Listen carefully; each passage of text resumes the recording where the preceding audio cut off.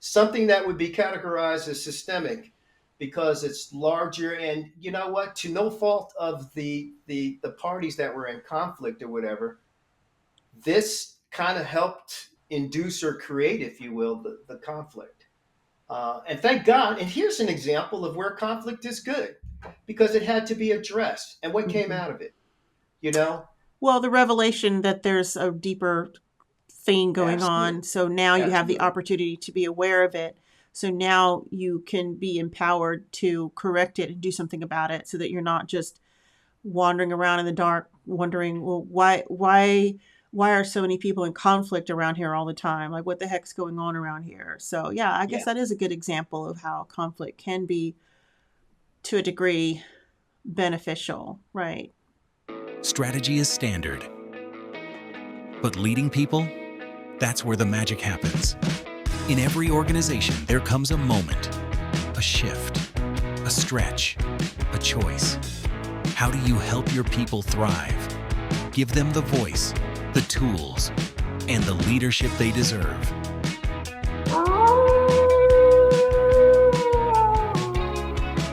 I'm Rhonda. And I'm Kevin. Welcome to the Wolfpack Rise and Howl podcast, where we talk about what it takes to lead, coach, and transform from the inside out. Welcome back, everyone. This is Rhonda Harris, and I'm here with Kevin Cruz, and we are on episode 4 of the Wolfpack Rise and Howl podcast. How are you today, Kevin? I am doing fantastic. Couldn't ask for a better day here in the ATL. Well, we decided that today you're going to take over a bit and start talking about conflict resolution. So, what do you have for us? Well, I'll tell you what, over the past couple of weeks, as you very well know, we were talking about coaching. And actually, some of our conversation with regards to coaching sort of led us, I believe, into the conversation we'd like to start today in talking about mediation or conflict resolution or alternative dispute resolution. I'm throwing 2 or 3 different terms out at you. They all boil up to basically the same thing. But one of the things, though, that we talked about as we segued from coaching last week is, coaches having to deal with conflict. Okay. One of the roles of a coach is to, in managing a team, if you will, is to address conflict. And conflict has been misperceived, I think, for many years. It was almost like you're not supposed to have any conflict, if you will. First of all, it's impossible not to have conflict because if there isn't any conflict that's taken place, then something is not right Something's within your team. not being said. Yeah, exactly, or whatever. So what I'd like to do is for us to just have some conversation about mediation, specifically conflict, and how to resolve it, whether you're a leader of a team or a coach, an outside coach that's come in to help with the team, or if you happen to wear both hats at the same time. Um, Hmm. they do, they do work together. They're very compatible. I have mediated a number of conflicts over the years. Um, I actually, as an HR professional, an HR generalist, part of managing employee relations issues or whatever, was to manage conflict, amongst team members or to help coach leaders to Hmm. address conflict within their teams. Do you mind me Um, asking you, Kevin, how did you get involved with that? How did Yeah, you go down yeah, that yeah. path? So I would say probably in the mid 90s, mid to latter part of the 90s, I think I saw some training that was being offered with regards to mediation. But I wanted to actually get some more formal training in mediation. So I signed up for this particular training. I think it was one of the outfits that I got certified through Alternative Dispute Resolution Incorporated. It's a small boutique size organization here in Atlanta that had a relationship with in the court system for Georgia. And they were actually the vendor that the court system was using to train mediators, train neutrals to serve within the court system of Georgia. I had no intention, no interest at all. In fact, I didn't realize that this particular organization, ADRI, was had this affiliation with the court system. Mm-hmm. But once I registered and got the training or whatever, I learned about this relationship. And I was a contractor at the time doing some work on my own. And actually, I became a registered neutral in the state of Georgia through the Supreme Court of Georgia to serve as a mediator in the various court systems. So, what is a neutral? I've not heard of that before, and I mean, I can guess as far as the courts are concerned. Maybe it might have something to do with mediating between maybe people going through a divorce or something, or maybe lawsuits or something like that. I don't know. Can you tell us more about that? Because you mentioned the Supreme Court, and you Yeah, mentioned this term neutral. So yeah. I'm intrigued by that. I didn't mean to stop you from, going down your journey, but I had to know, Well, what is a neutral? What do you do, and what does that yeah. look like? No, no, it's a great question. So neutrals are basically mediators, okay? And here in the Mm-hmm. state of Georgia, they are referred to as neutrals. And in order to be able to mediate conflicts through the court system, you have to become registered within the state of Georgia. So the training that I received through this particular organization, they had a relationship with the court system. And so I became a registered neutral within Georgia. And what that allowed me to do, to answer your question, yeah, those examples that you cited, divorces, other family type disputes, um, a neutral would come together or bring together the parties in that particular dispute and actually try to reconcile that dispute or reconcile, you know, to basically prevent having to have litigation involved. That's the whole purpose of Right. the in the court system, is so that a lot of time, energy, and money is not spent with regards to litigation. Okay. Okay. And so I served in basically two different courts as a neutral or mediator. The In Fulton County, I mediated conflicts within the um, Fulton County Landlord Tenants Court. There is a specific court for that. And so Okay. I did that in Fulton County. And then I also served as a mediator or neutral in the Gwinnett County court system. That Okay. was the family court. And I typically would mediate juvenile type situations, incidents, That's so conflict. interesting, Kevin. I the whole time that I've known you, I did not know this about you. I had no Well, idea that you did this.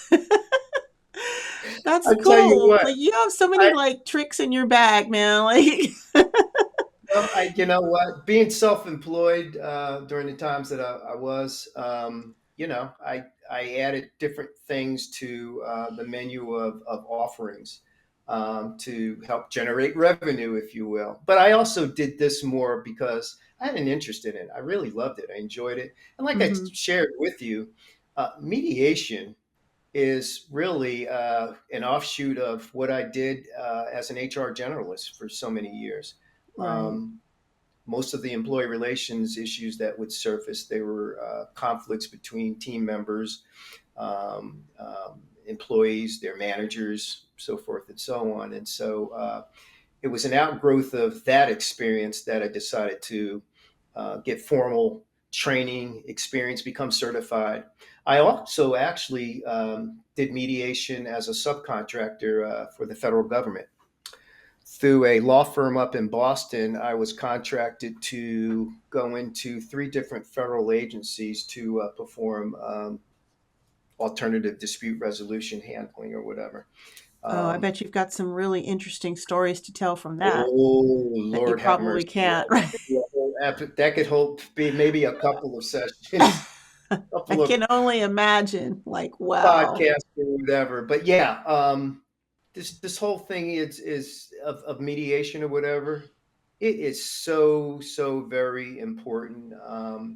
Again, it saves time and headache legally from a legal perspective in terms of avoiding litigation, not having to go through it if you can resolve the dispute.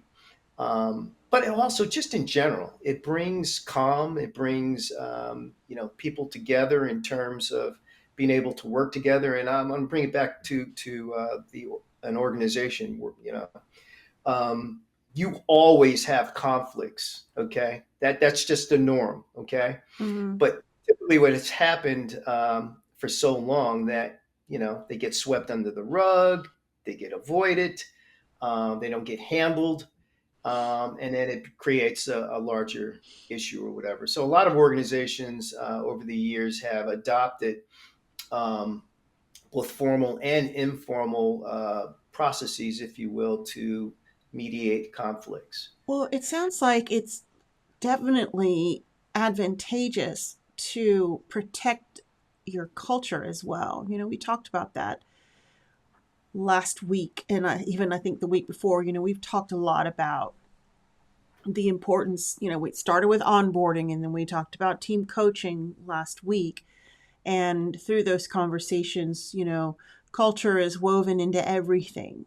How do your actions as an organization permeate throughout your culture? What kind of an experience are you providing for your employees and ultimately for your customers too?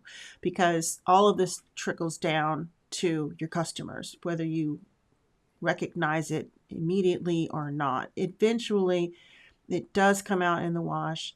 The customers will take the brunt of a bad culture. So I agree with you. It is extremely important, and I think it's definitely right up there with something that I think that all organizations should invest in, or at least have someone that's on their roster that they know they can call when the time comes. If it's not something that they have on their payroll 100% of the time, depending on the size of the organization, but definitely they have an awareness that this body of work exists and that people such as yourself with this certification and these expertise and these skills exist, and that you can come in and help in such a tremendous way, because not doing anything is really not a viable option. No, not at all. Basically, coaches, first of all, or leaders, let's just say leaders, coaches, we Mm. could use them interchangeably or whatever. They have a really wonderful, or can have a very wonderful impact, if you will, on the company's emotional culture. Okay. Um, by addressing conflict. Okay. Mm. And addressing it timely, whatever. You mentioned the potential impact, or adverse impact, I should say, to the customer. And I can share with you an example of that. Many years ago, I was working for a scientific products company that sold a lot of equipment to hospitals. And so we had an internal customer service unit, if you will, that did a lot of the administrative work involved with sales. And then we had outside salespeople that worked with this group. And there was always an ongoing conflict between the outside sales folks and the staff internally on this customer service team or whatever, to the degree that it impacted or affected adversely, if you will, the customer. Oftentimes, there, on orders or whatever, there was arguments between the salesperson and the customer service unit or whatever, and some of that became very visible, if you will, unfortunately, to the customer. And so, in this particular occasion, I was asked to sit these these warring parties down together and get to the source of what the conflict was or whatever. And eventually we got there, and it wasn't an easy lift, I should say, because first of all, you had very strong personalities, okay, And Mm-hmm. along with those strong personalities, they displayed certain styles, if you will. And that's Right. typically at the root of a lot of the conflicts as well. It's the style. And so, very methodically and over a period of time, I had to get people to sign up and understand what the appropriate behaviors were and how they should address each other. And we did that through various exercises, through meetings or whatever. And then there was an exercise that I introduced called Stop, Start, and Continue, whatever. I'll talk a little bit more about that. But in any event, we were able to resolve the ongoing issue or conflict between these two groups, and which eventually allowed the exposure, if you will, to the customer to dissipate over time. Rhonda, what I'd like to say about just in general about Mm-hmm. conflict is this: it's a universal fact that you know it's going to take place, and it's not necessarily bad. Yeah, I In was just fact, about to ask you. Yeah, go on. yeah, I mean, it's almost necessary to some degree if you want to move the needle, if you want to make some things happen.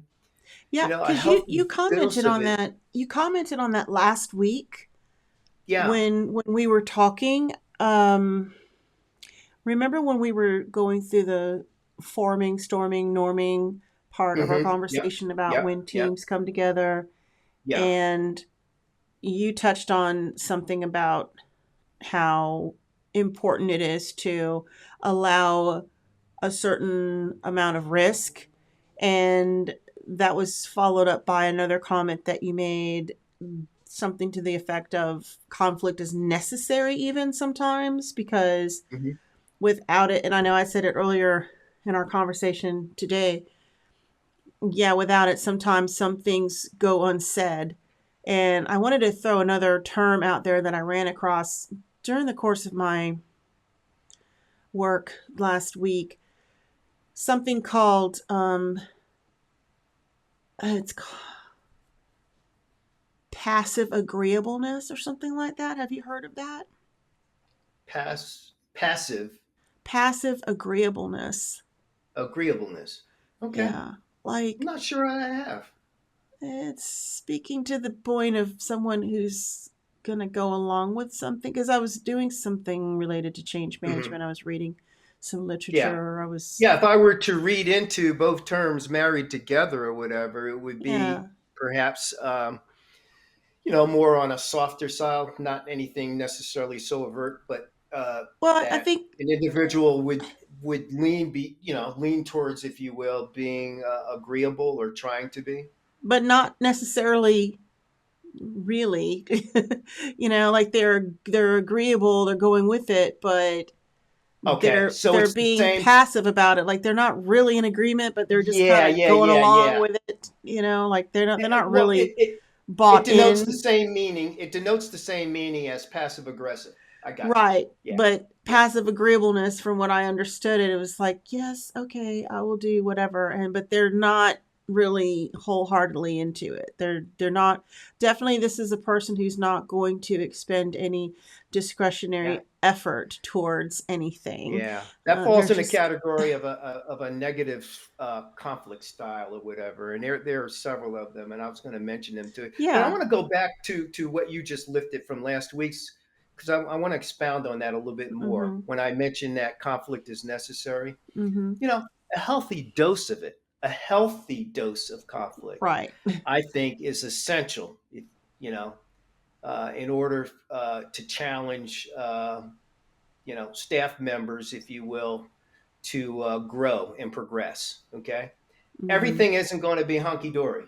Everything isn't going to be immediately agreeable to. There's going to be, you know, different opinions, if you will, that sometimes strong opinions will yield into or turn into a conflict, if you will. So that's not always bad. It's how it's managed. The conflict itself, Rhonda, isn't necessarily the problem, or it's rarely the problem, I would say. The issue with conflict is how it's being dealt with, or whether it's not being dealt with, ignored, if you will, swept under the rug. So, Can I yeah. ask you about that? Mhm. So I hear you say when you say the conflict itself isn't necessarily the problem, but how it's handled. Yes, that's definitely absolutely important. But let me ask you this: what about conditions or root causes of the conflict itself? Um, Hmm. because I'm thinking about this in three different ways. There's like the environment that's conducive to create a conflict, like this often some poor culture or some, you know, not great managers or some conflict of incentives or something else that's, leading up to that. And then there's the conflict itself, Hmm. which, and I would have to ask you definitively, is the conflict itself defined as, the observed behaviors, whether it's argumentative people or people not doing what they're supposed to do, or whatever. Like there's like the messy part, right? The conflict, the Hmm. icky part, and Hmm. then the way you handle it. So I'm looking at like that's the three buckets. But I'm just curious, during your work, beyond resolving the conflict, do you also get involved with helping the organizations who are wherever you're doing this this mediation? Do you also get involved with identifying what the root causes are or the environments that perpetuate these conflicts to arise? Because you can resolve a conflict, but if the environment hasn't changed, or if there's something that perpetuates, that keeps a situation such that there's just going to be another conflict, that just the conflicts are going to keep coming up because they don't fix the root cause of the problem. Do you get involved with dealing with that kind of work as well? I do, and that's an excellent observation and great question because oftentimes in mediating a conflict, and when I say a larger issue, an issue is discovered through that process that's really larger than the conflict, the immediate conflict between the two different parties. In other words, there's this third variable, if you will, Mm-hmm. that's out there that is discovered. Sometimes even uh, the conflicting parties, if you will, aren't totally aware of it or understand it, but through the process, through engaging in further conversation or whatever, peeling the onion back as to what the issues are, then it's an aha moment.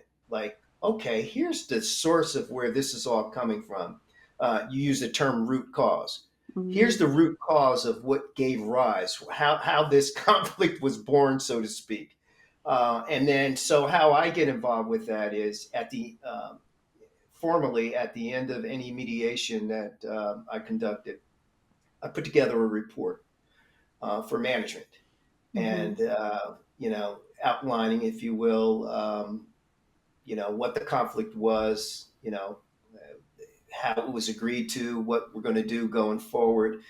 But by the way, you need to understand that there's this larger looming issue out here that really gave rise to this conflict. Okay. And Mm-hmm. it's bigger than the conflicting parties. It's bigger than everybody or whatever. This needs to be addressed, if you will, by leadership, And because I'm going to throw in my favorite word. Can you guess what Mhm. it is?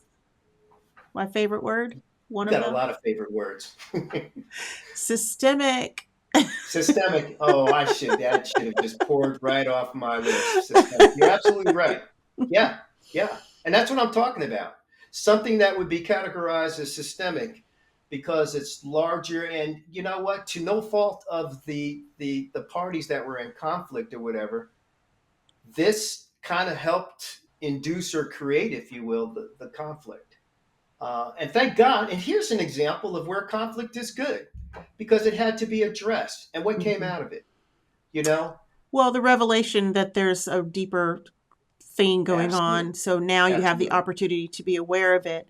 So now you can be empowered to correct it and do something about it so that you're not just wandering around in the dark, wondering, well, why are so many people in conflict around here all the time? Like, what the heck's going on around here? So, yeah, I guess Yeah, that is a good example of how conflict can be, to a degree, beneficial, right? yeah. And so I would say, just in general, Ron, that when conflict is handled, okay, it handled in the right manner, you know, addressed appropriately, timely, if you will. Um, just about any issue can be resolved. And I had a pretty good track record. I didn't resolve or didn't mediate favorably every conflict that I've mediated, but I would say about 85 to 90% of the conflicts that I did mediate or whatever had a favorable outcome. Favorable meaning that, okay, well, what does that look like, Kevin? Well, it means that the parties agreed to work amicably with each other. Um, they may not necessarily ended up to become best friends or anything, but that wasn't really the objective. The Right. objective was to resolve the issue, get people to work together or whatever. Because, as I would remind all parties, particularly in the corporate setting, you guys are marching towards the same strategic goals, and leadership is going to hold you accountable to reaching those.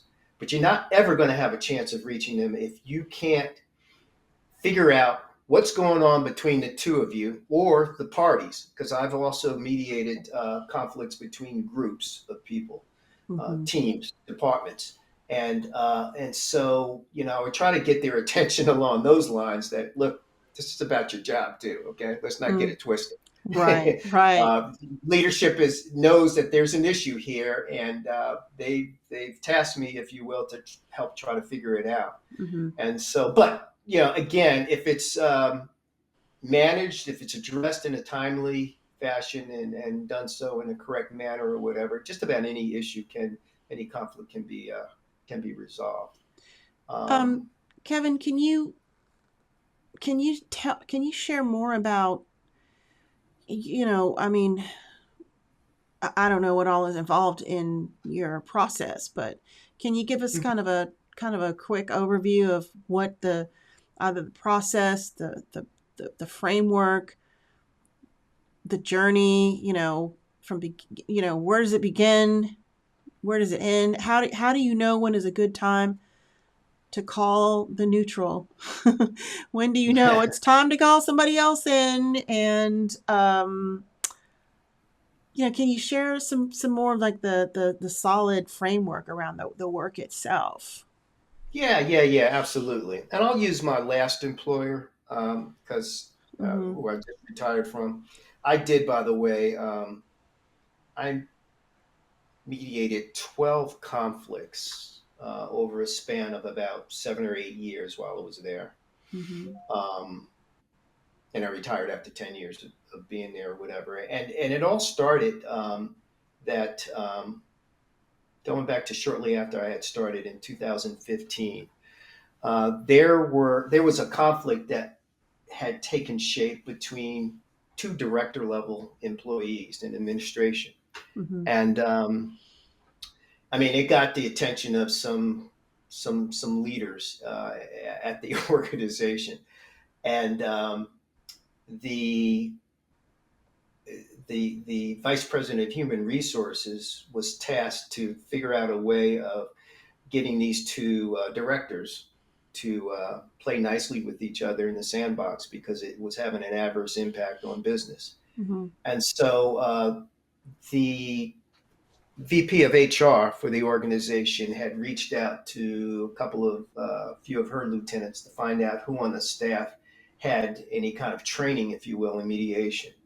And so, you know, myself and maybe one or two other individuals on the team, on a rather large team, if you will, of HR business partners, were identified as having the training, the certification or whatever. And so I raised my hand. I said, hey, I can help out. I didn't know any of the details.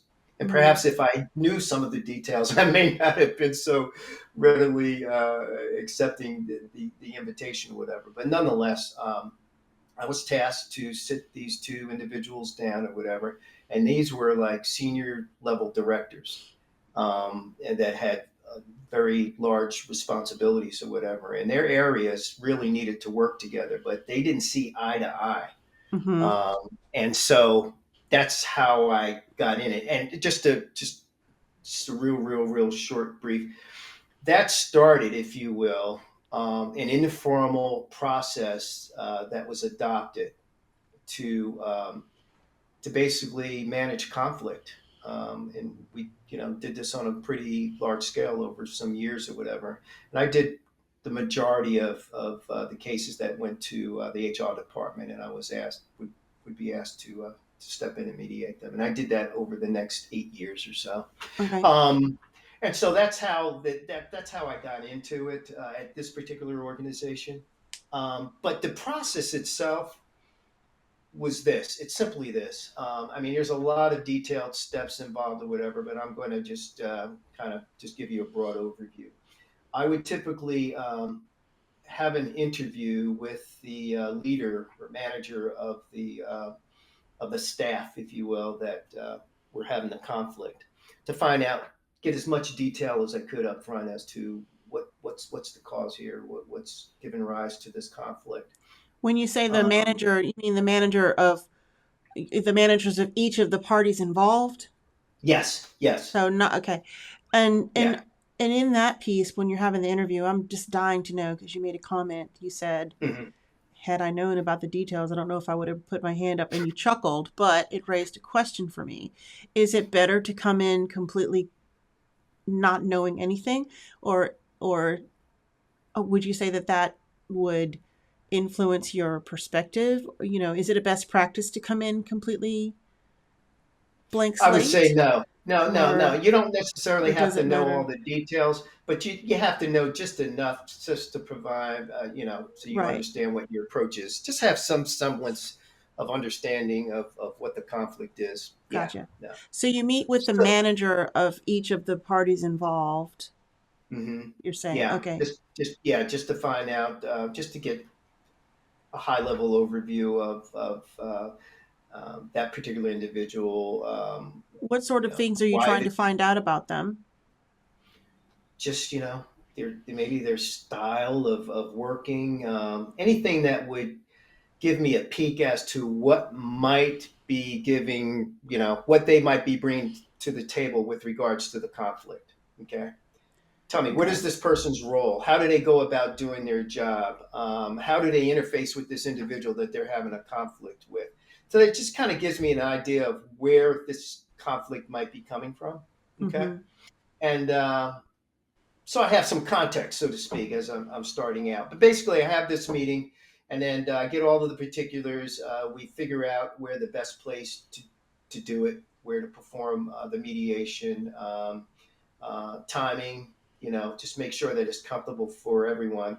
But the most important thing, though, is this: before you even get started.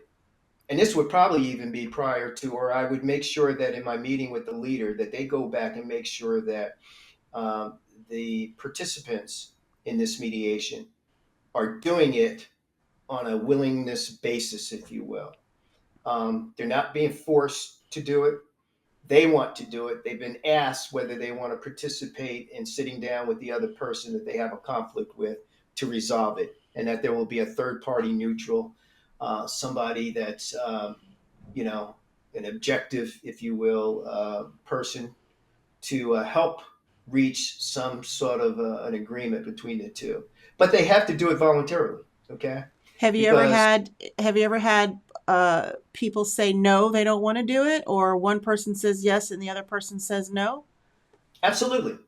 And guess what happens? We don't have the mediation, okay? And the manager has to figure out another way of how they're going to get that person to work better with this other individual. And most of the time, too, the two individuals that I'm mediating with, there is a need for them to get along and to be able to get the work done. Typically, I So, wouldn't get called in unless it was a scenario whereby um, this is hurting our business. This is mhm. hurting work, if you will. These two individuals need to find a way to work together. Um, So yeah, you've got me intrigued now, though. So you said that at that point you just won't have the mediation. So is that a hard and fast rule according to the best practices of a certified conflict resolution certified mediator? Or is that just something that, I mean, what dictates that it's at this point that you just won't have that mediation? Is that it's part of the that's standard? yeah, great question. Great question. It can go both ways. In some organizations, there is no option. Okay, so for an example, when I served as a mediator, as a government subcontractor for the three federal agencies that I did mediations for, or whatever, those were not optional. Those individuals were sent to mediation. Okay, as Period. part of yeah, and it typically would even be part of a contract, if you will. Okay, so that's what I Some of wanted to those were get at. union. So it's Yeah. not that, so like for example, when you're like a certified fill in the blank, whatever, you know, and you have a certain way of doing things in accordance to the best practices, according to your certifying credentialing organization, right? And they have a standard, or they have uh, they have a code of conduct. They have a way of doing things that you abide by, right? So they Hmm. have competencies by which you, as a practitioner, are expected to execute, right? Hmm. So I was just curious. So there's nothing in the core competencies or the standard for certified mediators that says that it is an absolute hardcore prerequisite that it has to be agreed upon by both parties. Yeah, no, mm-mm, Okay, yeah, no, because that was no, my no, no. question. That's Kevin Cruz mediator pet peeve or whatever. Okay, Particularly in so the last so organization that that's I worked your for, or whatever. that's Yeah, so that's your opinion, is if it's not equally based on a volunteer basis, that your recommendation would be not to move forward with it. yes, and the Although, reason why, yeah, yeah, let me just address the reason yeah, why I take that position because first of all, it's going to be a harder effort, if you will, to if you have a party, if one of those parties, or let's just say both, came kicking and screaming to the table or whatever, and again that happens in some environments. Again, in like in the case of the federal mediations that I would do, um, those were all part of like arbitration. Okay, it was a process that had to be stepped through, and the parties did not have an option to opt out, if you will. But in like the private sector, where there was no formal contracted arbitration mediation program or whatever. Typically, it's you give yourself a better outcome of achieving, mediation, if you will, between two parties if they are willing to come to the table to have that conversation. If one or both are not, then why waste everyone's time? well, I gotta ask a. I mean, that's a good question. Why waste everyone's time? And so here's my follow up question: what if it's a situation where it is a critical safety matter, or it's could potentially become a legal matter? And is there ever an occasion where you might change your mind and try to find Yes, some ground where before, you would, instead of yeah, just saying, okay, we're not going to have it, because what if the consequences could be really dire for either the company or for each of the individuals? And like, what if you have a one person who says yes, I'll do it, and the other person says they won't, and one person's being a knothead, but they don't understand the potential legal implications that might happen either to themselves or to their organization if they don't, try to work this out? Like, would you ever, you know, change your mind on that? Yes, yes, and yes, absolutely.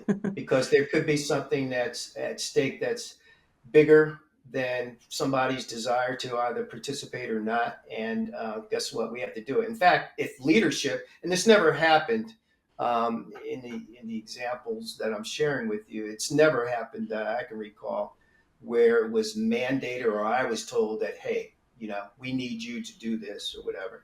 And Mm-hmm. actually, come to think of it, there probably were one or two out of the 12 that I did over the years at my last employer where um, one or two parties had to be coaxed into it, coached to do it. Like, hey, you know what, Now, was John, that something that Mary? you would be involved with the coaching, or they got No, someone else no, to kind of no, no, no, no, no. work with them on the That's the side leader. and massage them, and then they'll come back to you and say, okay, they're ready now? Is that kind of Yeah, that would be the leader's responsibility. okay? Yeah. All right. Now, once I'm engaged as a mediator, or once any mediator is engaged or whatever, their task is very simple: is to bring the parties together and step through the exercise of mediating it.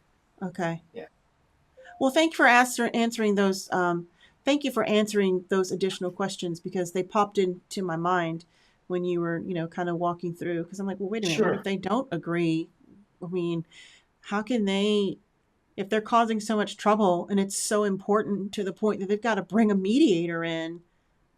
Yeah, I would think that aside from any, safety critical type of situation or, legal ramifications, if it's important enough, like you were mentioning, it's affecting business. And, we've discussed how, these things can, ultimately affect the customer, such as an example that you already shared.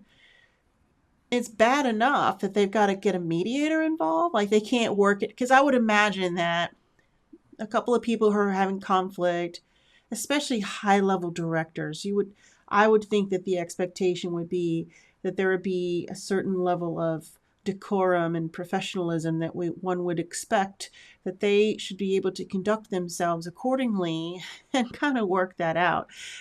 But if that's not the case and the organization has to bring a mediator in, well, whatever's going on, it's got to be pretty darn important for you to be called onto the scene to begin with. So I guess I'm team get over it. I don't care if you don't want to participate. You need to because this is ridiculous. And why are we even having this conversation? Maybe that makes me the jerk in the room. But if it was my organization and things are getting to that point where I'm having to call a third party in, I would, of course, prefer if they would be volunteering to come in and cooperate. yeah, And I would, of course, try to hear them out. Of course, I'm going to be empathetic and be as, professional as I possibly could. And I could see myself, trying to get someone to kind of go and talk to them or whatever. But at the end of the day, if someone's just digging their heels in and they're just like, nope, not going to do it, well, we're going to have a different kind of problem on our hands, if you know what I yeah. mean. Oh, absolutely, absolutely. Again, yeah, the majority outside of the federal agencies that I described, um, most were very agreeable, to sit down because they wanted themselves, if you will, to have a better relationship with this individual that Right, they had a conflict with because they knew that they had to work with this individual. So if they right, couldn't figure it out amongst themselves, then yeah, I think it's a great idea to bring a third objective party in to help us, to broker a deal for us to work together right. moving forward. So yeah, Okay, I'm sorry. I didn't mean to get us off task. So you interview the managers of of each participant. Again, thank you yeah, for answering my questions because I just yeah, was trying to, yeah, as you're telling the story, I've got an image going on in my mind. Like I'm trying to imagine myself being, a, a fly on the wall, like watching this unfold. So you're yeah. interviewing the managers and you're finding out how this person works and, what's their style, etc. So So, once we get through all of that administrivia, then I basically would schedule the meeting. We meet at a neutral location somewhere, and as far as opening up the meeting and conducting the meeting or whatever, I always make it a habit of thanking the parties for agreeing to come together, um, and then I will step through the rules of engagement. Okay, Mm-hmm. Mm-hmm. I explain what the process is, the steps that I'm going to take them through, making sure that everyone understands that. But first and foremost, I want to establish some rules, okay, in terms of and just very common stuff, courtesies, if you will. I'm going to allow both parties to have equal amount of time to talk. There will be a period where one party can ask questions of the other. Um, but making sure that there's no talking over the other person, cutting them off, all of that kind of stuff. Obviously, no name calling, all of that type of stuff. Might sound trivial, but it's very important in these types of meetings. And Mm-hmm. then we open up. I'll have both parties. Typically, the complainant would be the individual that I would allow to start with an opening statement as Mm-hmm. to why we are here. What's the issue? What are your concerns with the other person? And then once that's done, then allow the other person to have their opening statement or whatever. And then from there, it's a process of kind of going back and forth, asking questions. One of the things, though, that I think is very important, that was emphasized to me in all of my training, and I make sure that I go out of my way to make sure that the participants in these sessions understand that I am a neutral. The Right. conflict and the meeting is between the two of you. Right. Often, what happens is the parties want to talk to me. They're addressing the other person, but they're looking at me as if I'm Right. that person. It's like, wait a minute, time out. Okay, this conversation is between the two of you. Remember, I'm a neutral sitting on the side, and I'm there to basically serve. I don't use the term referee, but that's kind of what I'm doing, Mm-hmm. making sure that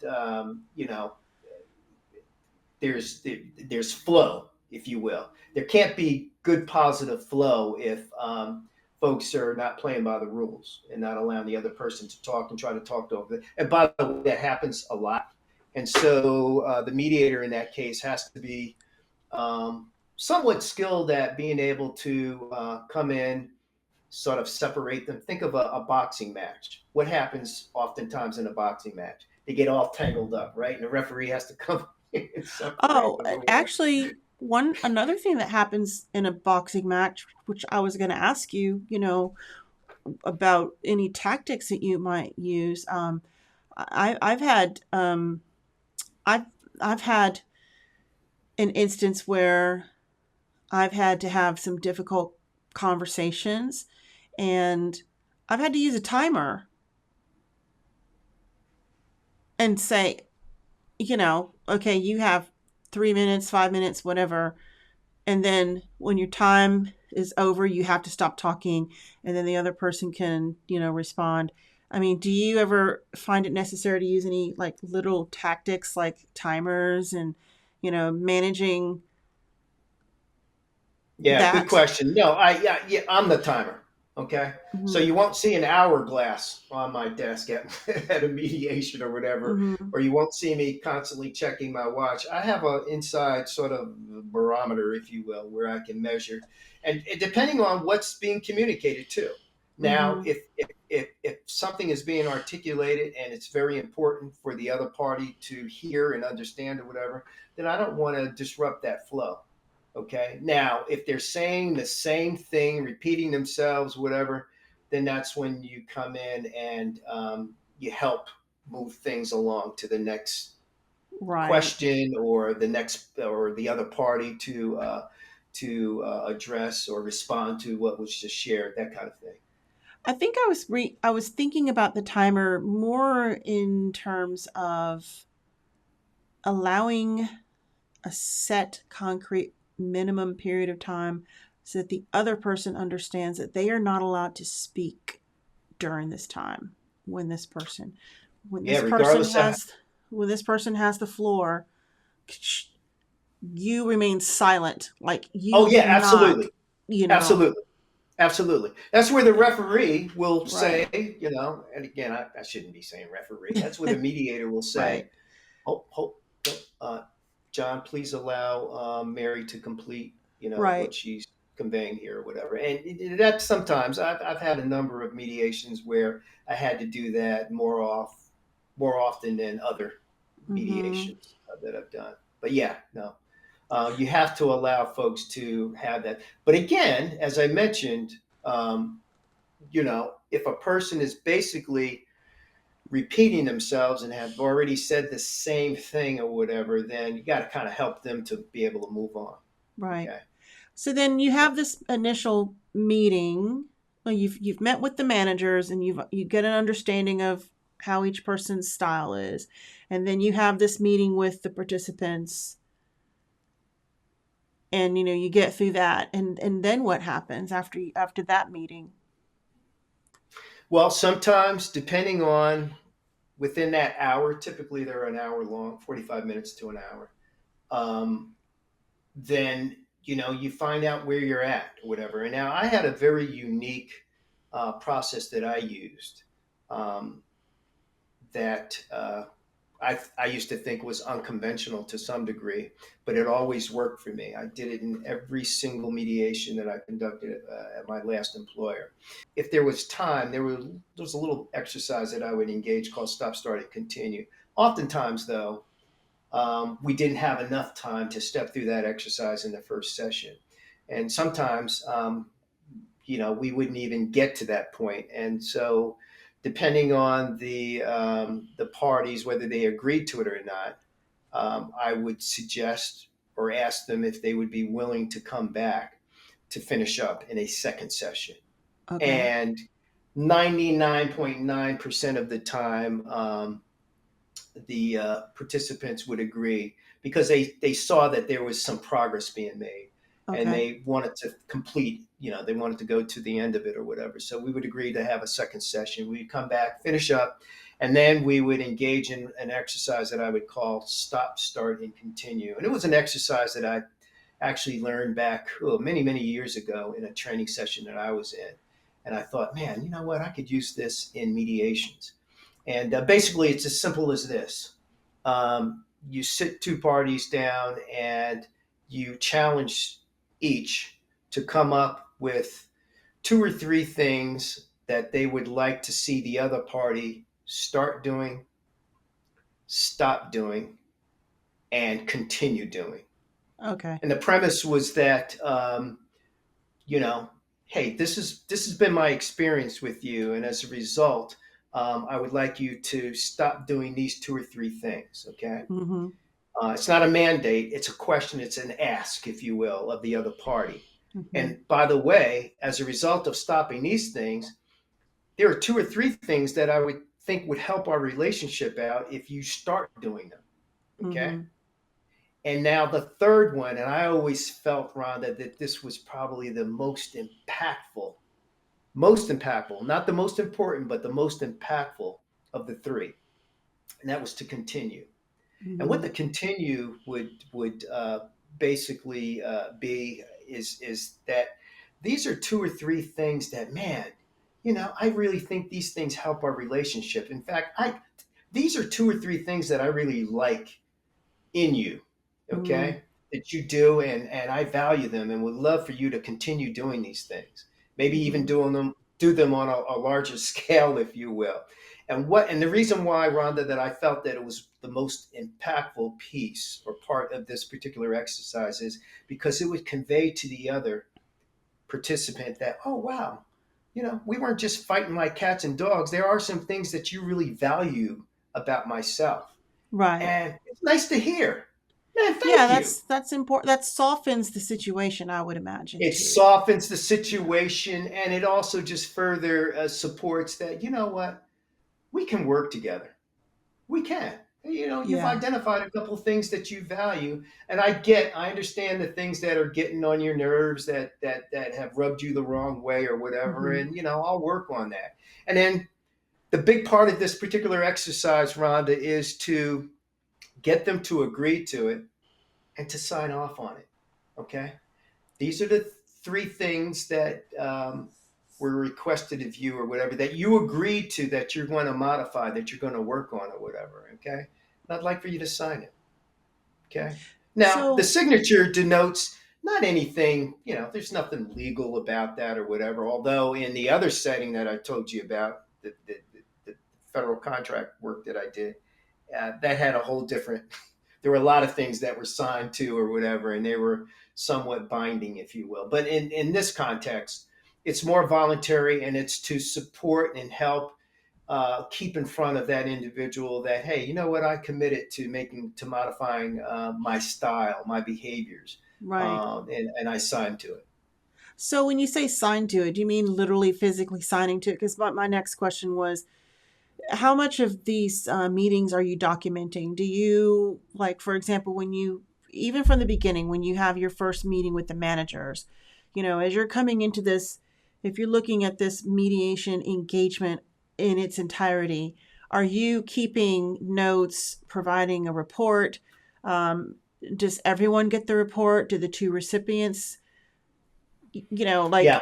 like I'm sure for your own records, I'm asking, because I keep records for myself as a team coach, and I document what I'm doing. Not everybody's going to get a complete record of everything that I'm documenting. I'm keeping it for my own records because in a team coaching engagement, we'll have multiple sessions and I'm working with a lot of people, right? So, of course, I want to keep a record and a history of documenting what's been said, and I do keep a level of confidentiality, particularly with the one on one sessions that I have with each individual member Mhm. of a team. But then after I go through that, I will produce a report, and it's a summary of the findings. And so I will create a report that everybody gets, but it's anonymous. And it's just pulling out key highlights of what was discovered through the conversations, but it doesn't Mhm. reveal who said what. Okay. Right. That's Yeah. shared with the leaders, that's shared with each team member. Um, and it's an aggregated report. So it's just all mushed in. So because you really want to be careful not to say things that will reveal who said it without saying their names because of the way that you kind of position the information, right? Be very careful Yeah. about that. So I'm curious for your own self as a practitioner, are you creating a document where you're documenting what was shared in the meeting with the managers, each of the managers?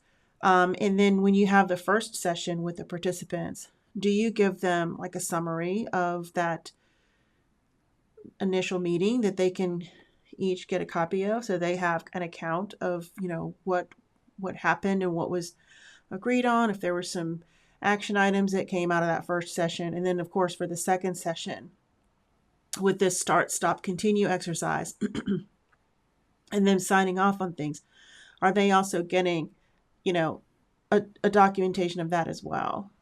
Yes. Yeah.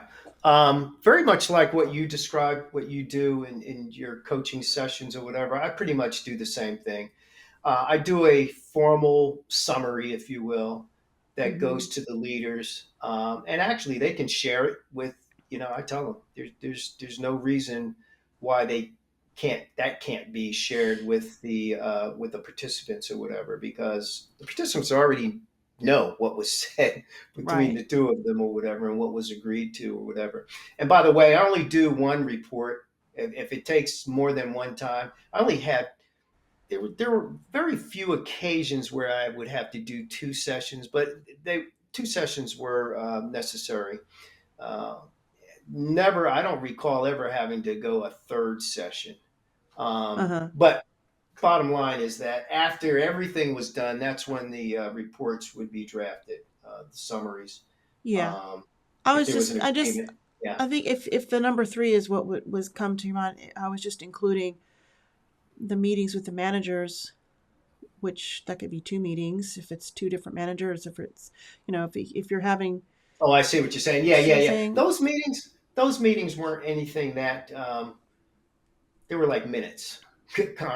conversations, whatever. And typically, when I was approached by leadership to conduct a mediation, the leaders, the managers, would prepare, something, email it Uh-huh. to me or Uh-huh. whatever, and say, "Hey, Okay. this is the issue. This is the person," that kind of thing. So Okay. oftentimes, I had that information up front. I would just meet with them to see if there was anything additionally they wanted to add, or if I read the information, I had a particular question, Okay. you know, and a So it lot of sounds it was like, just basic administrative type stuff. okay. So it sounds like it might be a little less formal than what I was thinking in my mind, Very, very, very, because very, I was very in my mind informal. I was thinking, oh, okay, this is going to be Yeah, a very structured, the type of like an interview type, like such what I would do if I'm doing like a strategic needs analysis and I'm conducting one-on-one interviews with people and they're running around 30 minutes, maybe sometimes I see. longer. So I was Yeah, wondering, yeah, that type of thing does require a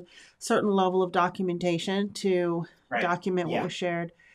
yeah. But that also, so I'm just trying to, because I'm thinking about whoever's in the audience that might be listening, maybe they might have something a little bit more comprehensive or complex. Have you ever in your experience had a time that does go beyond or requires you to do a little bit more investigating? Have you ever had a situation where you have to interview people that report to some of the folks that are the key people in the conflict, to get a sense of how their behaviors are impacting others on their teams in terms of the people who report to them, other Hmm. colleagues around them. And I'm thinking in terms of some of these more, like I mentioned previously, you know, critical safety environments or legally complex implications. Have you ever had a situation where you felt like you might need to interview a few other people that are adjacent to some of these folks who are having the conflict? Or are we Absolutely. getting into Yeah. more HR related kind of stuff and not really, are we getting out of scope of what a mediator would do? Well, no, actually, it's a great question, Rhonda. I would tell you, not in the setting that I was, primarily speaking to with regards to my last employer, but I will tell you, yes, when I mediated conflicts as a subcontractor for the three federal agencies that I did that work for, yes, there were times when you're very familiar with the term scope creep. Okay, Mm-hmm. there were times when I came out of sessions, and I, by the way, in that role as a mediator for these federal agencies or whatever, I partnered very closely with the contractor, which was a law firm based out of Boston, and I would have to confer. Basically, I had a boss at this firm that would receive all of my reports. And I would sometimes, in those types of situations, and I have one in particular, it was with the U.S.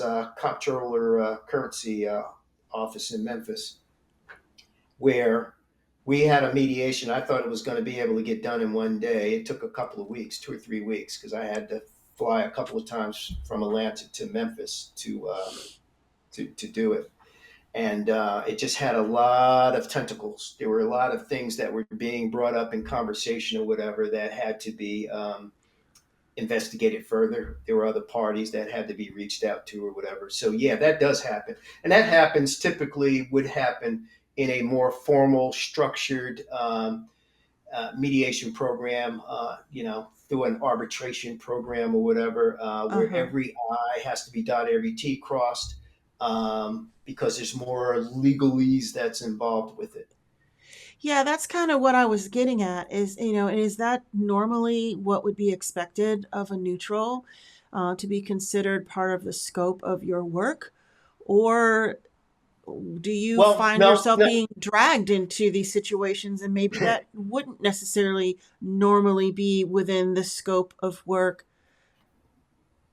Because I can tell you, I mean, I'm asking because sometimes those lines can get blurred, and because you're the person who's there and you're readily available and you've got these skill sets, sometimes, folks will look to you to do these investigative types of things, you know. Okay.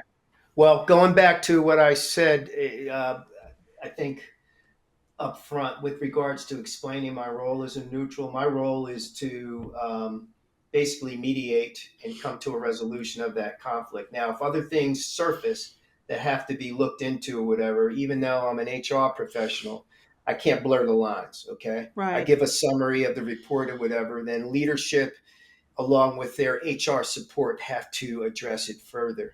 And I've had some conversations, like with my last employer, that following that particular mediation that I conducted, I reached out to my colleague and said, "Hey, this is what came out of this, or whatever. This is maybe something that you all need to pay attention to and take a Okay. closer look at, or whatever." And so, if there was any further work required with regards to that, it wouldn't be me, because I can't blur the lines between being the HR professional. And Right. oftentimes too, I did not mediate I didn't do any mediations that were people within the organizations that I supported as an HR business partner.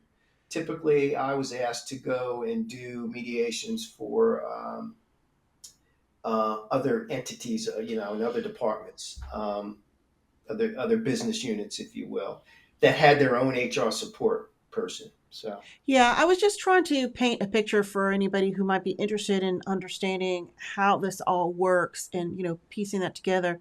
So, even whether it's been your experience or not, you know, normally, it sounds like normally, it sounds like what you're saying is that normally it would not be the role of a mediator to get involved with interviewing additional oh people yeah, no, who no, no, are no, no, no. adjacent. That's more employee relations, investigatory type, you know. Okay. And yeah, Yeah, yeah. that's why. Thanks for because I wanted to clarify that, because me Mhm. not knowing about this, my mind was already okay. And then who's going to talk to the people who are around them? Right. Who's going to get to the I'm bottom gonna of I'm this? gonna put on a different hat and I'll Yeah, do who's the going to do that? Like, I want to get right, my Swiss Army knife out of. Okay, I'm going to be the right. mediator, coach, HR. Yeah, Who's going to ask the questions? Who's going yeah, to conduct these additional interviews yeah. that might need to be had in order to come to some kind of a? Because I would imagine that that type of additional information, especially in a more comprehensive, complex situation such as what you described, in a governmental body, might be helpful to the mediator in terms of informing how you would recommend leadership move forward. Hmm. Like, okay, I've mediated the conflict. We've revealed that, you know, this is going on in the organization. My recommendation would be that you do some more investigating, that you dig into this deeper. You want to find out where this is coming from. And at that point, without additional information, you would only just be guessing at what they should do next. And that would be an uninformed guess. But if there were further investigation, and I don't know, maybe it's not for you to make that final report to say, here's what we should do. Maybe it would be a performance consultant that would come into the fray and do more, because that would be more along the lines of some of the work that I've done. Where we're doing this root cause analysis, and we're doing these deep dive comprehensive interviews, and we are putting together a lot of reports and whatnots, and we are looking for evidence of what's causing these gaps, and we do dig deep. Those are, that's what we do. um, but I would, so I don't know. I guess I'm just like chicken before the egg. Like, if you had a situation where either it's someone within the organization that is a performance consultant, they're on staff, they're you know, maybe they're a director, but they also do these kinds of things as part of their work, or they bring a consultant in or whatever. Anyway, they do a root cause analysis. They find out things. Okay, Mhm. maybe they collaborate with you, and then they take your information and merge it into theirs and tack it on, and then they deliver the final report to leadership. You know, I would instead tell of you the other this. way around, because if it's out of scope for you to get that deeply involved, maybe it's a situation where you are contributing to the bigger investigation. Your findings would fold into someone else's findings. Yeah, so Rhonda, I would tell you this. It That doesn't happen. First Mm-hmm. of all, as a mediator, I have one very simple goal, and that is to mediate the conflict between these two parties. Now, Right. there might be some things that are surfaced that are said within the engagement of the Yeah. mediation that I might informally share with either the leader and or the HR support person or whatever, and that's for them to probe further or whatever. But yeah, they're going to get a summary of exactly what the conflict was, Okay. what was agreed to going forward, and then they have to, if they feel that there's something that needs to be investigated further based on what was said, then they would take it upon themselves. But Okay. and I wouldn't be leveraged as the mediator, the neutral to do that either. Now that, excuse me, thank you for clarifying that, because Hmm. these are the kinds of questions that popped in my mind. I was like, okay, well then what? Because Yeah. naturally I'm thinking that I don't know. I'm always curious about, well, what caused all this. You know, where are we? Hmm. Why did this happen? I always want to know why. Right. Why? Okay, I'm glad Kevin came in and sorted out these two folks over here. They got that fire put out, but I would still be like, yeah, but why? What? Hmm. I want to scratch deeper and figure out, like, how can we make sure this doesn't happen again? What in the heck is going on around here? You Yeah. know. And And so I would tell you, Rhonda, I would tell you, oftentimes the why, not to over generalize or oversimplify the root cause of these conflicts or whatever. Typically, it just comes down to miscommunication. Communication yeah, is the root cause of all of it. Okay, yeah, typically it's communication. It's either miscommunication, it's a misperception of one individual about the other because they don't really know each other that well. yeah. It's just personality type, style, work style conflicts. All of those types of things really come into play here. And so, oftentimes, as the mediator, I may ask questions that may address or ask the question, why do you feel that way, or why do you do that, or and so those things will surface, and then the parties will talk about it or whatever, and that leads to perhaps at the end of the session that one party is willing or both parties are willing to maybe modify some things that they do that they were told that they now understand um, are an issue with the other individual. So Now, you yeah. know what that raises for me? That just brings us right back to last week. How important it is to create this level of interdependency amongst people, so that they can get to know well, they need to get to know each other better. So I'm taking this, I'm putting this in a team setting now, okay? Because, Mhm. like, Mhm. imagine if you had a conflict, you had a team that was maybe 10, 12 people, or having a couple of people in the same team are having a conflict. This goes right squarely back to the importance of taking the time to allow team members to get to know each other. And there are certain tactics, there are strengths identifying exercises that can be done. There are some cool activities that can be done during a team coaching session. especially if it's a new team that's coming together. Imagine if an organization has just been merged with another one, and we got us versus them. Imagine that, right?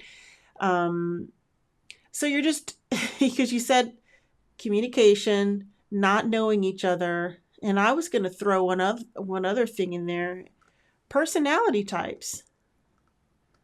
Hmm. I think there's a lot to be said Absolutely. for Oh having my the God.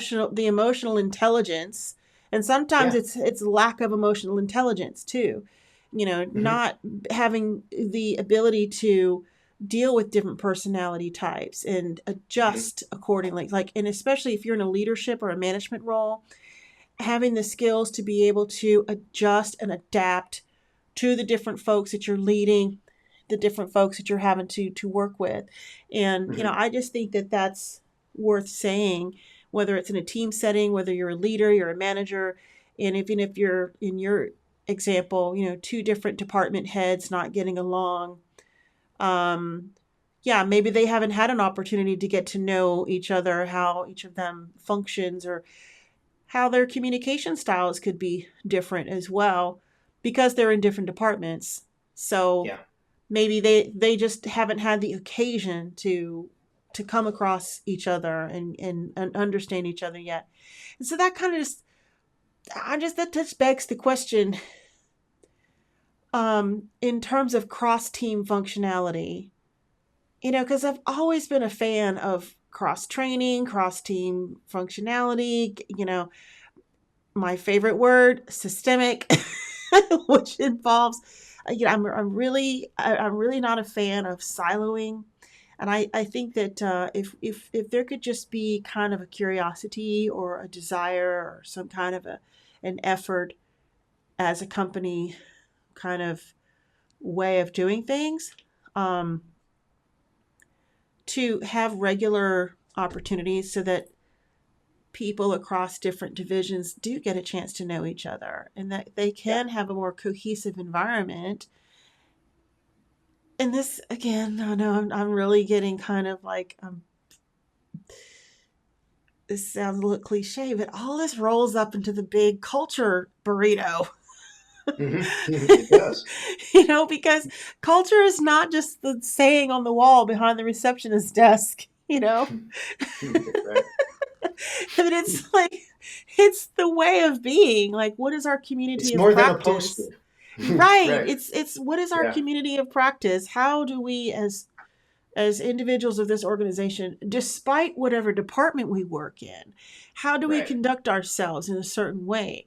And Yeah. when you have a very strong culture and it permeates throughout the organization, it's kind of like when you have a protocol. And I'll comment on this. And if anybody disagrees with me, they can say so in the comment nicely and correct me if I'm wrong. But I'm going to use the military as an example. If there's one thing that I have seen consistent in military personnel, is a code of conduct. It's kind of a cadence, a way of being. There are just certain things that they do a certain way. And if you ever known anybody who's been in the military, and it's them and there's civilians, and I noticed this when, my stepdad was, a very high ranking officer in the Navy, rest his soul. And anytime I would, be visiting him and my mom, when I would go down to, when I used to live in the States and I was going down to Florida, you just could tell the difference when you were in a military town. It's just people just acted differently. There was just a level of conduct that was just a little bit more respectful, a little bit more like, I don't know. It's just kind of this. And my brother is an officer in the Army, and I've got military people in my life, and every time I am in the company of a military personnel, there is just a certain air about them. And of course, it goes without saying, I'm not trying to sweep this broad brush and like, like, oh, everybody acts the same. That's not what I'm saying. Hmm. But I happen to have, I think I understand from what I've been told, what's been shared with me. When you enlist in the military and you go through boot camp and you're in the service for a while, it's just different. I'm not saying they don't have their conflicts and they don't have their drama, because they do, but I'm thinking compared to an organization where sometimes these organizations, they don't even have a code of conduct, they don't even have a way of being, they don't have a communities of practice.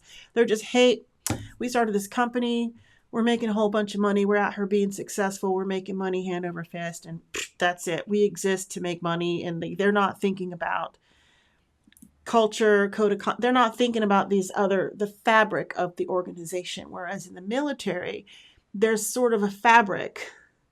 Do you know what I'm saying? Yeah. I don't know if Yeah. I'm like Yeah. overthinking. Absolutely. I think So, yeah, it depends on the organization, the nature of their business, certainly, but, the last organization that I worked for, um, code of conduct, ethics, how we treated the tools that we work with, our computers and all that kind of stuff or whatever. That was taken very, very seriously. We would have twice a year um, forced training, if you will, that was done just to keep everybody current and abreast on how the rules, if you will, that were very right. important. Being a large governmental contractor or whatever, that was very important to the organization or whatever. And so, with regards to those types of things, um, that organization did a very, very effective job in making sure that the rules of engagement with regards to how we conduct ourselves, how we conduct business, Hmm. what the rules were, those were very closely adhered to by the staff in general. So, but Yeah. yeah, I see your point. Yeah. And I think that I'm hearing compliance, Yeah, compliance, basically. right? And so, not to downplay the importance of compliance training. I certainly get that.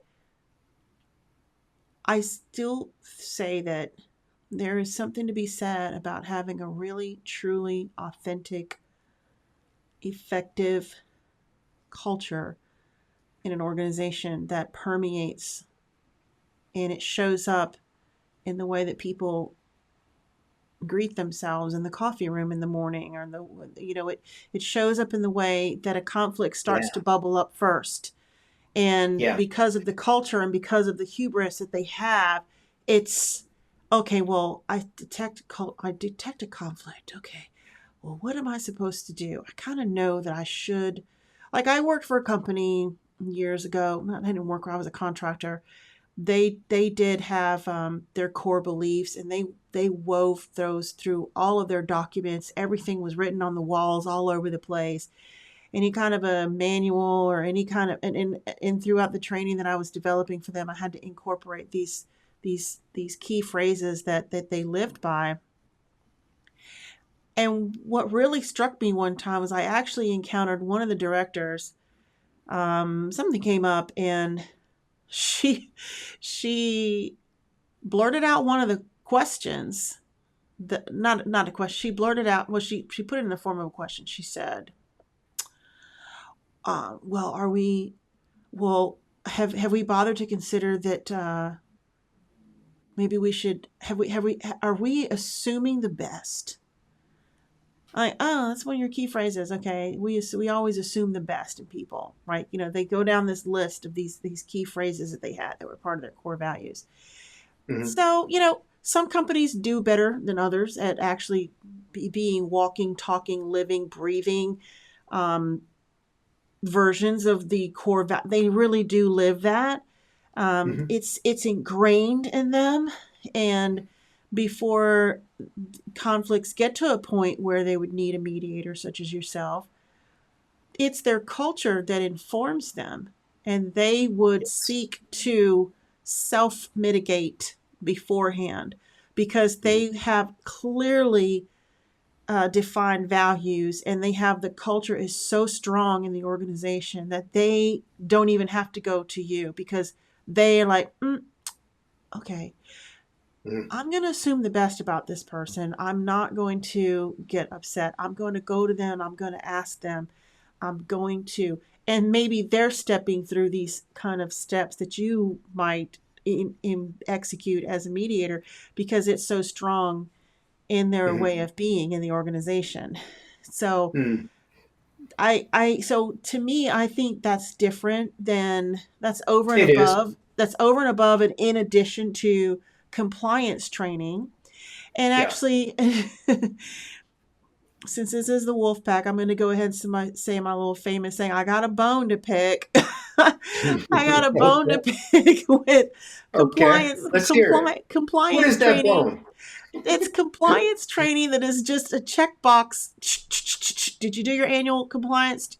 Yes, I did. Okay, I see you're checked off in the learning management system. Okay, you're good. And a lot of compliance training gets treated like that. It Yeah. just does. But Yeah. it's an opportunity to really expand and take that a step further and do something different to bring people together so that they can embody their core values. And if you're Yeah. seeing, and it starts with leadership at the top, I'm going to say that. Like, you cannot have all this chitty chat about culture and core values and rah rah and, and all this if the leaders at the top are not the embodiment of all of these things. So let's just start with that. So you have to Mhm. be badass enough to walk the walk, not just talk the talk, right? And so, in addition to the compliance training, and I know this may seem like we're off topic, but I think it's relevant to the mediation piece because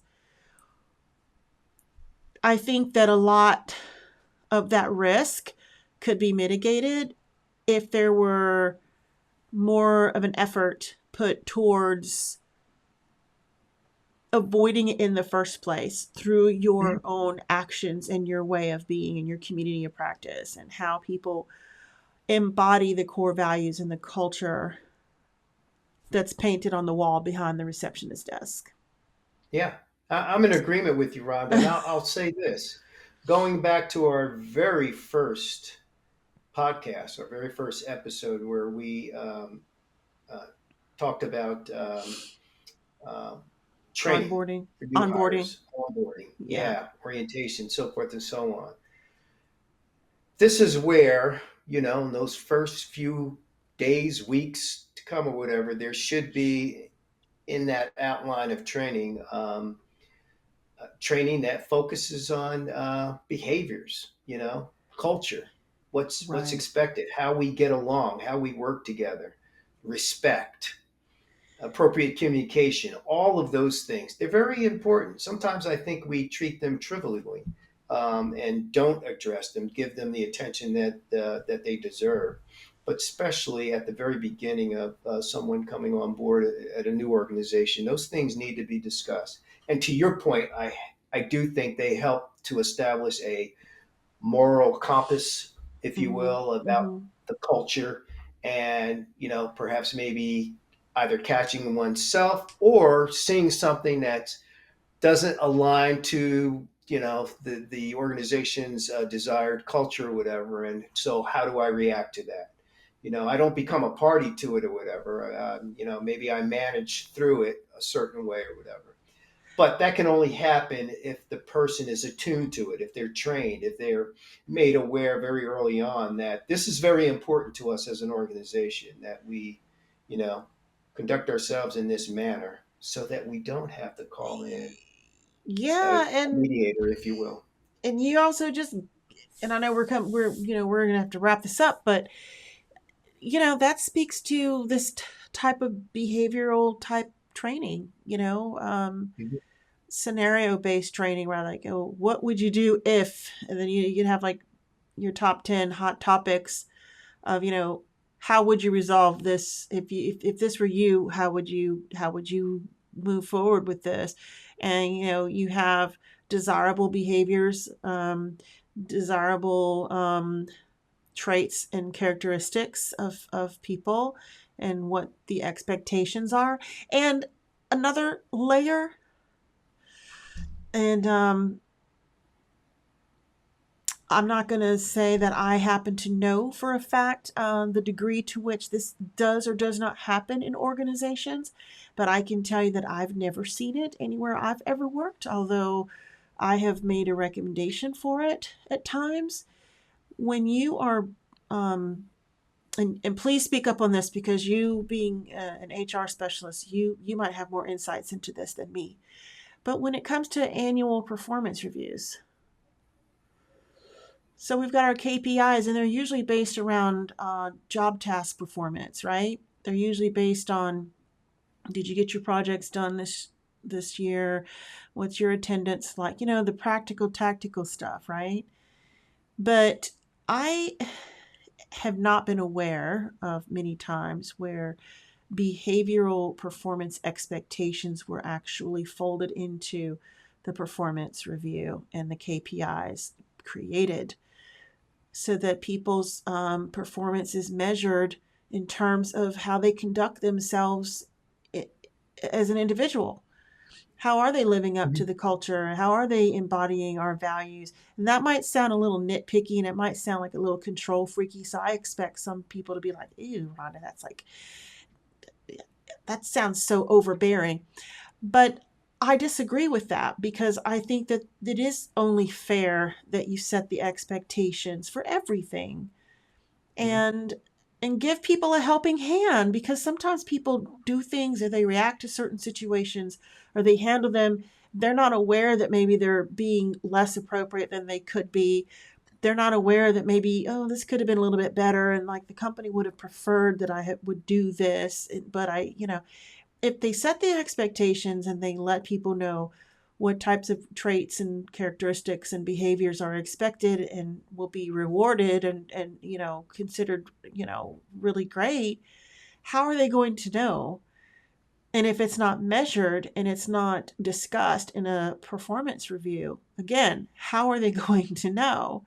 You don't want to Yeah. have a situation where there's some ambiguity there and then all of a sudden somebody's having an incident or something that they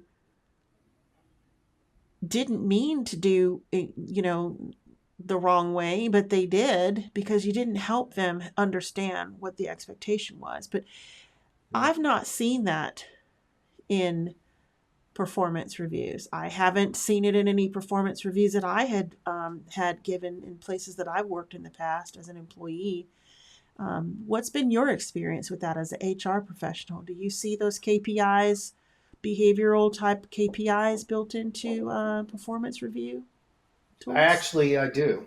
I do. And I Good. was going to tell you, uh, contrary to, you know, most organizations, I will say most best practice organizations, as far as performance management is concerned, do have those embedded, if you will, in the appraisal. Now, I will tell Oh, you good. this, though, Okay. okay?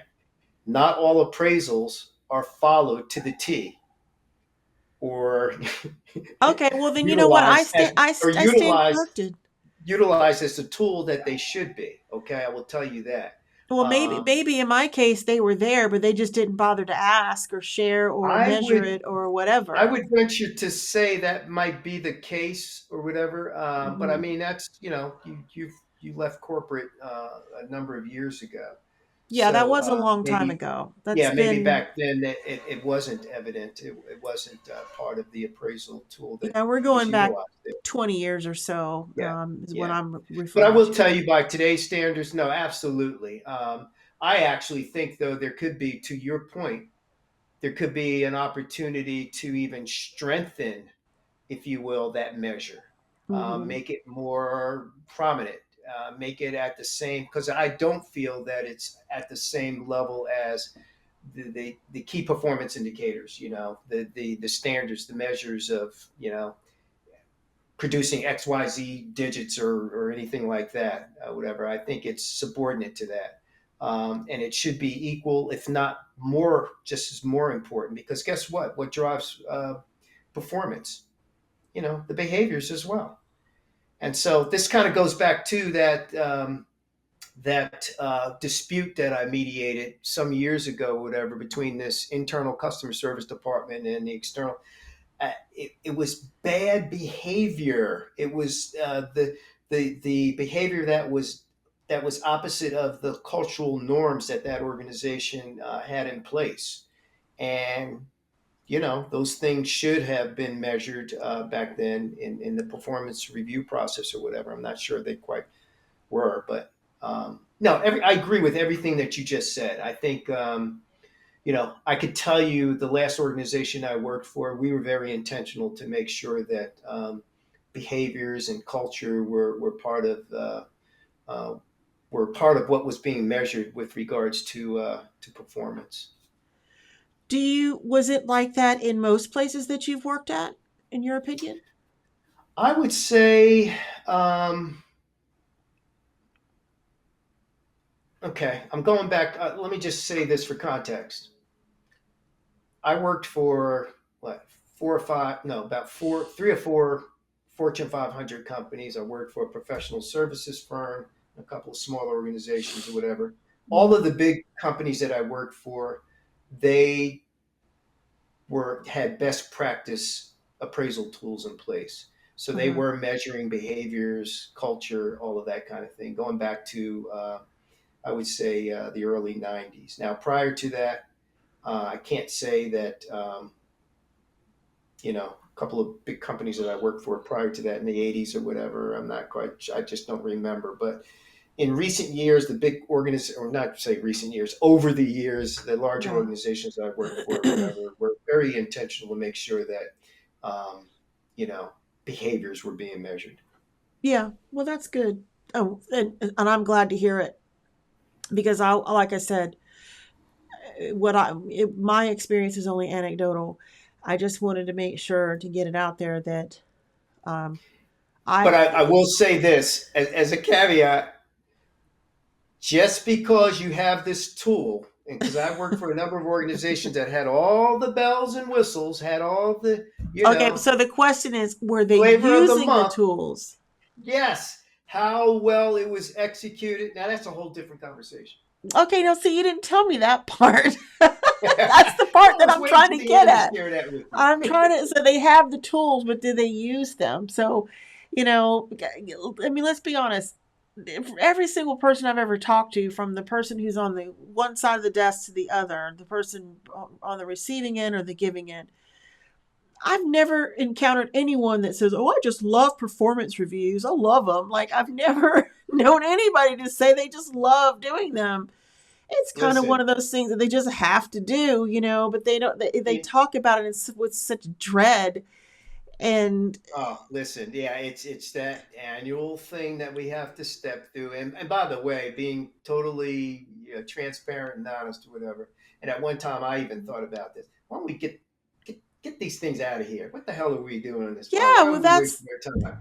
Yeah, and then my HR brain would kick in and say, "Well, Kevin, you know that there has to be some yeah. level I or measure of getting the job done or whatever." But yeah, Well, see, yeah, and I think therein lies the issue. If they're not measuring it, maybe it's because they just don't want to. They already don't want to do the performance review to begin with, and it's performance here comes review another kind of, time. because admittedly these behavior type things can be a bit ambiguous. They can be like, how, one person's friendly is another person's annoyance, I mean, Yeah, that's why yeah. it can get really super complicated. I mean, I wish that we just lived in a world where it could be like, look, man, just don't be a jerk, Oh, okay? Just by come the way, in. Rhonda, by the way, Uh-huh. I see a future podcast topic: Okay, what's performance that? management. Uh, oh, that's 10 podcast topics, Kevin. That's at It least is. 10. It would take 10 sessions. Oh Sure, my god! absolutely. And on that note, it's 5 o'clock, and I have a headache now thinking about having to tackle that. That's a big topic, but we'll figure out what the next one's going to be. But anyhow, I just want to say thanks for walking through, in the world of being a mediator and conflict resolution. And like, we wandered off and down a few roads and came back, but I really appreciate the very thorough conversation around Yeah, this and by very the way, important Ron, thing. yeah, by the way, if we ever at some point in the future want to revisit this topic on a kind of a cursory level, because we didn't have the time to do it, but I have some real live examples. You asked me the question with regards to record keeping and all. I Mm-hmm. do. I have every dispute that I've mediated since 2015. I have it. I have a record of it. And actually, as I was preparing for today's podcast, I went back to take a look at a few of them or whatever, and there were some very, very interesting scenarios. So at some point in the future, if we ever want to revisit the topic, perhaps maybe we could drill down on one or two of them that I conducted or whatever, just to give you more insight as to what the conflict was and Oh yeah, I would how love that. it Maybe was we can do mediated. that. Yeah, let's do that next week. And then Okay, I would we can ask do that. if there's any kind of a resource that might be helpful for listeners, like um, if there's like a tip sheet or some questions or some little some Oh yeah, value, absolutely, some PDF that absolutely. I could put in that they could download and Yeah, you I'd be more know, than happy to share that. Absolutely. yeah, Yeah, yeah. yeah, we'll do that for next week. How does that Okay, sound? sounds like a All plan. right. All right. Sounds Well, great. thank you so much. And once more, for anybody who's listening or watching, you can reach out to us at www.whitewolfinc.com. Let us know what you would like for us to talk about. We would be really interested to know that. And if you haven't done so already, please subscribe to our channel, give this video a like, and we would be most appreciative of that. Thank you, everyone, and we will see you next week.